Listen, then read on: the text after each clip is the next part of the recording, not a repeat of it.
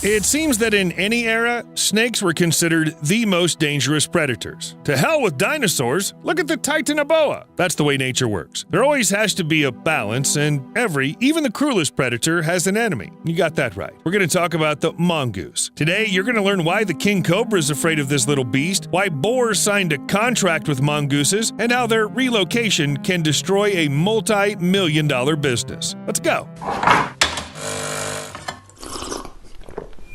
Snakes are on the menu of many predators. Honey badgers, manises, otters, but mongooses are a different story. They just don't hunt, they deliberately terrorize snakes, destroy them, and just love to eat them for breakfast, lunch, and dinner. It's hard to believe that a creature the size of a cat, which is also related to meerkats, can not only attack but even kill the deadliest snakes on the planet. But mongooses are awesome at it. A black mamba? Easy. He got it. Give it a minute, and soon this snake won't be able to hurt anyone. But it makes a great snack. Cobra? No big deal. Fantastically fast and absolutely fearless animals are ready to attack any snake if it looks delicious. Resist even the strongest poison. In fact, they can be called mutants, and their immunity to snake toxins is something of a superpower gained through evolution. The ancestors of modern mongooses must have been so fond of hunting snakes that nature had no choice but to pump their bodies. That's why today, even common dwarf mongooses attack snakes without fear. Dwarf mongoose. Yeah. Oh my gosh. Is that a black mamba again? It's just gigantic. And this mongoose weighs like 8.8 ounces. It's 5 times smaller than a snake. Does it bother it? Ha! This beast doesn't even think about backing down. Maybe it's just really hungry. In such cases, people go to McDonald's. Well, things are a little more complicated in the life of a mongoose. They gotta catch their poisonous Big Mac first. And nothing will stop a mongoose that wants to eat a snake. It'll even climb a tree if it has to. See this? There's the mongoose, and there's another black mamba, which was probably just hanging on a branch and thinking about its snake life. A life where you can be one of the deadliest animals on the planet, and still there's some overgrown meerkat bothering you. And nothing will stop it. Neither aggression, nor venom, nor a tree. And it's probably very unpleasant to fall from it. If a mongoose wants to eat the snake, it'll get it, sooner or later. Needless to say, humans couldn't ignore animals that weren't afraid of snake bites. Here, monster. No, here. Oh. They had to use mongooses, but as is often the case, reality turned out to be quite different from what the people expected. Just look at the island of Okinawa, the largest in Japan's Ryukyu archipelago. However, to understand what exactly happened here, we must first travel in time and space to 1883. So Hawaii. In the 19th century, sugarcane plantations appeared here. As on many other islands, with them came rats. They were destroying the crops, causing enormous losses, and it was decided to get rid of the pests by bringing in 72 mongooses to the Hawaiian Islands. Reports of the time say that mongooses were good at reducing the number of rats, mice, and insects. However, they didn't stop there. Mongooses proved harmful to native birds, which had evolved without mammalian predators.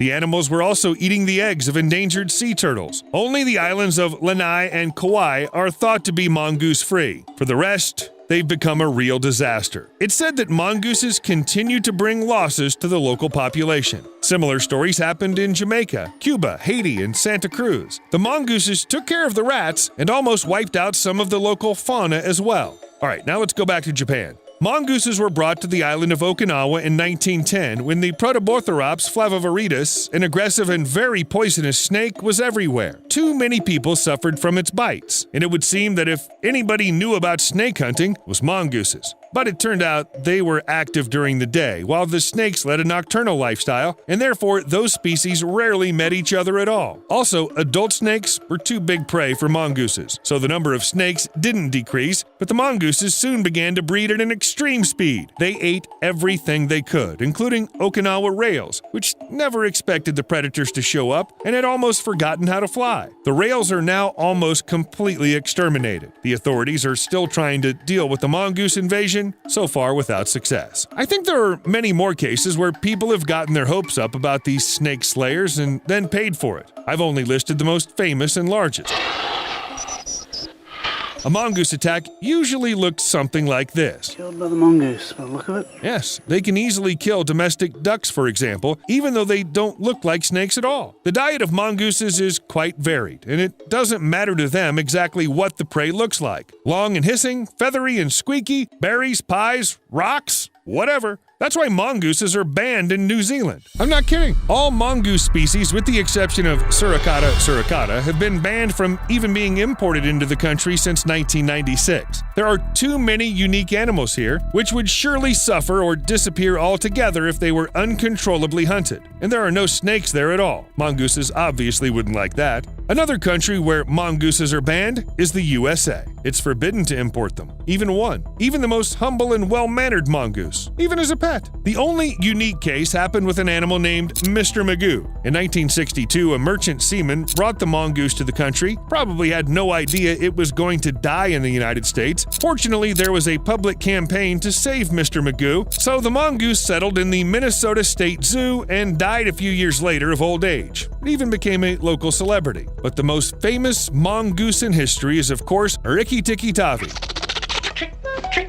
the character of a story by English writer Rudyard Kipling. You may have even heard the tale. Two snakes wanted to kill the people living in the house, and the heroic mongoose saved everyone. Come and fight with me, Nagaina! There was even several cartoons made about Rikki-Tikki, including in the US. This had no effect on the ban, though. That's because even the loveliest mongoose is unlikely to become a 100% tame animal. You won't fix it, and if it wants a fight, it'll get a fight with anyone, even a domestic cat or a dog that's a couple dozen times the size of the mongoose. Tell me honestly, would you attack a creature the size of a bus? Little outlaws ready to fight anyone and eat anything? Here, for example, they're attacking a python. Note that it all starts when one brave mongoose goes out to see if the prey is dead. Well, then you can eat. Here's a bigger snake. It's alive too. It seems a little over the top for a gang like this, but that's okay. I wouldn't be surprised if the mongooses called their distant relatives from the neighboring forests, and then no one is likely to come. If other mongooses do show up, they'll forget about the snake because they have better things to do. War of the clans, battle for the neighborhood, redistribution of territory. The mongooses line up in front of each other, then suddenly rush into attack. Some individuals may be seriously injured or even killed, but in the meantime, males and females from opposing gangs sometimes mate. They seldom leave the group they were born in, and you have to avoid incest somehow so they can fight and carry on the line.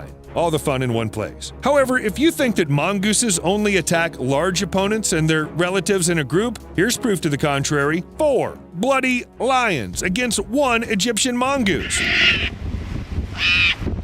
I think the dictionary should have a picture of it opposite the word courage. But why do mongooses even form gangs if they can take care of themselves? Well, many species, such as mungos, are very social animals. They live in large, close-knit groups of 7 to 40 individuals, and these individuals stick together. There's no clear hierarchy in the group, only notional domination by age. Conflicts are minimal, everyone sleeps and eats together, even births are almost synchronized. That's why the whole gang takes care of the babies. The younger generation is guarded and nurtured, and each mongoose can count on the help of the others. In short, something like tailed mafia. And as you can see, mongooses from different groups are irreconcilable enemies. Each pack desperately defends its home. As soon as one gang notices the other, there will always be bloodshed. And the battles can last for hours, with serious losses on both sides. Classic. All that's missing is gunfights and Marlon Brando. Honestly, I was beginning to think that mongooses were ready for conflict with absolutely any creature. Still, there are animals that can make friends with them, or rather, sign a kind of contract of mutually beneficial cooperation, and these creatures are warthogs. To put it simply, like Pumbaa from The Lion King. Why is everyone looking at me? The warthogs just love mongooses. They let them run all over themselves, touch them with their paws, even get their snouts right into their ears, anything for a spa right in the middle of the savannah. Mongooses catch annoying insects like ticks, relieving warthogs of the itch, while they themselves get a protein-rich meal. And everybody's happy. By the way, outside of the Disney universe, warthogs are fearsome animals with huge fangs that pose a danger to anyone in the vicinity. One casual shake of the head is enough to give a mongoose a fatal wound. Does that stop mongooses?